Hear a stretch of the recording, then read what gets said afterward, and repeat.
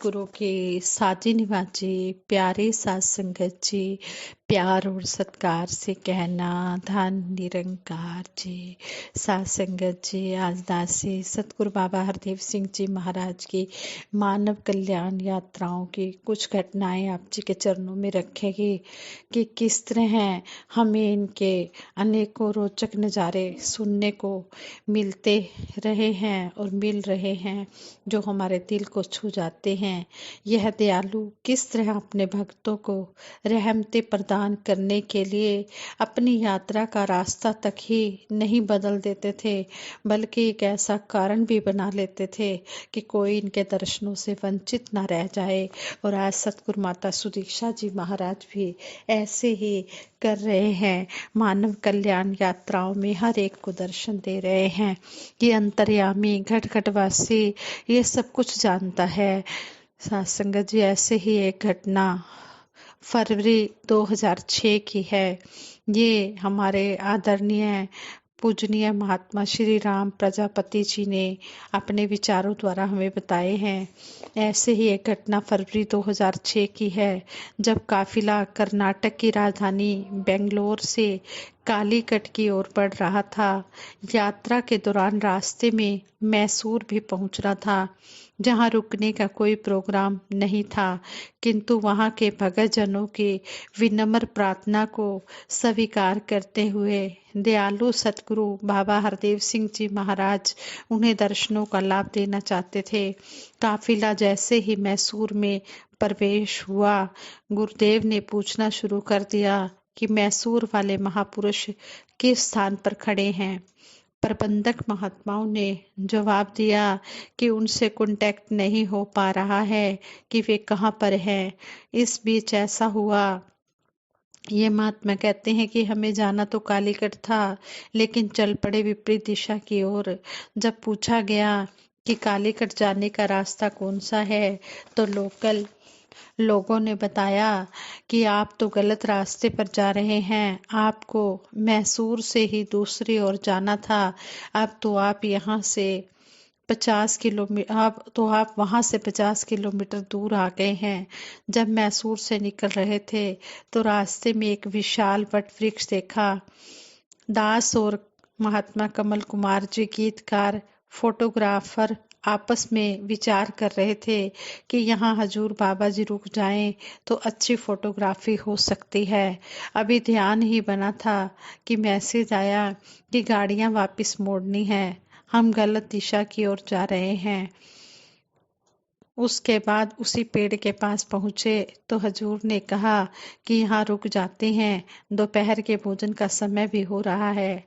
इसी बीच मैसूर वाले महापुरुषों को भी यह सूचना दे दी गई कि फलां स्थान पर रुके हैं, आप भी यहाँ तुरंत पहुँच जाएं। वे सभी भगतजन वहाँ पहुँच गए और उन्हें भरपूर दर्शनों का लाभ हुआ। तब यही विचार आया कि यह दयालु सतगुरु चाहे तो क्या नहीं कर सकता।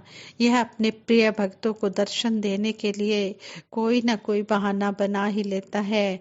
अर्थात यह कहावत भी है कि भगत के वश में है भगवान। यदि हम दिल की गहराइयों से इस गरीब नवाज को याद करते हैं तो यह निराकार रूप में तो हमारे साथ हर पल रहता ही है, साकार रूप में भी प्रकट हो जाता है। बात विश्वास की है। यदि अपने भगवान पर पूर्ण विश्वास है तो यह हर मनोकामना अवश्य पूर्ण करता है। उन भक्तों को यह पूर्ण विश्वास था कि सतगुरु के दर्शन करने का सुनहरी मौका हमें अवश्य मिलेगा, और यह घटना उनके विश्वास को पक्का करने का एग्जाम्पल बन गई। दूसरी घटना 15 मई 2008 की है। दोपहर के 2:30 का समय था। उत्तर प्रदेश के मुरादाबाद जिले के उमरी चौराहा से जब सतगुरु बाबा हरदेव सिंह जी महाराज नूरपुर के लिए रवाना होने लगे तो एक बुजुर्ग माता प्रेमवती जी बाबा जी के पास आई और प्रार्थना की कि दयालु सतगुरु, आपने 24 साल पहले कहा था कि जब भी इस रास्ते से गुजरेंगे गांव में आएंगे और दासी की कुटिया को पवित्र करेंगे। सतगुरु देव जी ने 24 साल पहले की गई विनती स्वीकार करते हुए तुरंत ही गांव डहकवाड़ा में चलने के लिए स्वीकृति दे दी।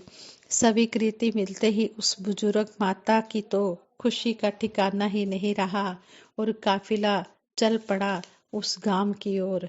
पगडंडी नुमा रास्ते से गुजरते हुए गाड़ियां गांव में पहुंची जहां उस माता का घर था। घर में पहुंचते ही आभास हो गया कि पहले ही तैयारी की हुई थी, यानी कि उस माता को पूर्ण विश्वास था कि सतगुरु बाबा जी आज अपना वादा अवश्य पूरा करेंगे। सतगुरु देव जी ने प्रेमवती जी सहित परिवार के दूसरे सदस्यों को भी प्यार दुलार दिया। यह देखकर पूर्ण विश्वास हो गया कि यह दयालु सतगुरु किसी भी भगत द्वारा कभी भी की गई विनती को पूरा अवश्य करते हैं, चाहे उसके लिए इंतजार ही क्यों ना करना पड़े। वास्तव में यह स्वरूप दिव्य विभूति का अनोखा होता है जब यह ऐसे दृश्य दिखाते हैं। सन 2003 में दक्षिण भारत की कल्याण यात्रा के दौरान कोचीन से सतगुरु मंगलोर जा रहे थे। रास्ते में सतगुरु बाबा जी लघु शंका के लिए गए। दास हाथ धुलाने के लिए तौलिया और साबुन लेकर वॉश बेसिन के साथ खड़ा था। जैसे ही हजूर बाहर आए, क्वेश्चन किया, नल से पानी आ रहा है? दास ने सहज रूप में पूर्ण विश्वास के साथ, आत्मविश्वास के साथ कह दिया, हाँ जी। सतगुरु देव जी ने हाँ जी कहलवाया था, इसलिए पानी भी आ रहा था। थोड़ी देर के बाद दास सोचने लगा कि बाबा जी ने क्यों पूछा कि पानी आ रहा है। बात सीधी सी है कि यह समझा रहे थे कि जब भी ऐसा अवसर आए तो जांच अवश्य कर लेनी चाहिए। यदि पानी नहीं आ रहा होता तो क्या हाल होता। गुरसिक के मुंह से हाँ जी निकला है, इसलिए इसकी लाज रखनी है। शायद यह भाव उस समय सतगुरु बाबा जी का रहा होगा। यह सतगुरु की कृपा है कि यह हमें हर पल हर क्षण जीवन जीने का ढंग सिखा रहे हैं। इस घटना से यह सीख मिली कि कभी भी कोई काम करो तो पहले उसे जांच पड़ताल अवश्य कर लो। यह मुंबई की घटना है। महाराष्ट्र का वार्षिक संत समागम संपन्न हो चुका था। अगले दिन चैम्बूर सत्संग भवन के फर्स्ट फ्लोर पर 2 महापुरुषों की सगाई होनी थी। हाल ही में सतगुरु बाबा आने का इंतजार हो रहा था। इसी बीच पूज्य जेडी शर्मा जी ने कहा कि गीत गाइए। दास ने गीत गाया, उसके बाद 1-2 गीत और गाए। इसी बीच हजूर बाबा जी का आगमन हो गया। सगाई की रस्म शुरू हो गई। हजूर ने दास से कहा कि आयु खुशियों की घड़ी दाता दयाल है, गीत गाओ। दास अच्छा जी कहकर खड़ा हो गया। दास को यह गीत आता नहीं था, इसलिए साथ खड़ी निरंकारी कॉलोनी की बहनों से पूछा कि आपको यह गीत आता है। वे कहने लगे कि हाँ जी आता है। उनसे कहा कि गाइए। सब साथ में गीत गाने लगे। मैंने सोचा कि यदि मेरे मुंह से निकल जाता कि यह तो नहीं आता तो क्या होता, लेकिन फिर ध्यान आया कि जब इन्होंने कहलवाया कि अच्छा जी, तभी तो गीत गाया गया। कहने का भाव यही है कि यदि यह दयालु चाहे तो हर गुरसिक से हम हर काम करवा सकते हैं। यह हमारा सौभाग्य है कि इन्होंने हमें सेवा का अवसर प्रदान किया हुआ है। हाँ संगत जी, ये हमने विश्वास भरी घटनाएं सुनी हैं, सच्ची घटनाएं सुनी हैं कि अंतर्यामी घटघटवासी हर बात जानता है। अंतर्यामी घटघटवासी यह हर एक के मन की बात जानता है, तभी तो इसको अंतर्यामी कहा हो गया है, जो दूसरे के मन की बात को जानता है। इसके आगे कुछ भी कहने की जरूरत नहीं होती। और अगर ये हाँ भी किसी बात के लिए निकलवा देता है तो उसको पूरा भी यही करता है, चाहे ये किसी भी भगत के माध्यम से उस बात को पूरा करवाए। ये अपने भक्तों की लाज रखता है।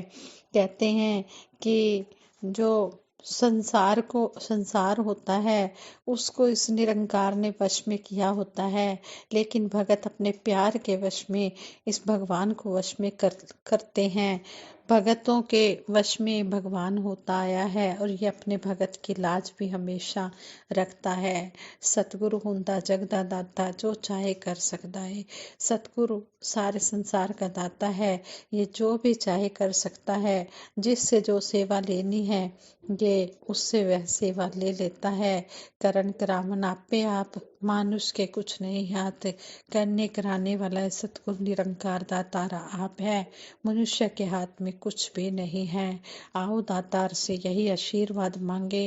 ए सच्चे पातशाह, जिस तरह हमें ये ब्रह्म ज्ञान आप जी ने रहम करके दिया है, इसी तरह आप जी हम सब पर अपनी कृपा दृष्टि बनाए रखना। हर एक के ऊपर अपनी मेहर भरी नजर रखना, मेहर भरा हाथ रखना।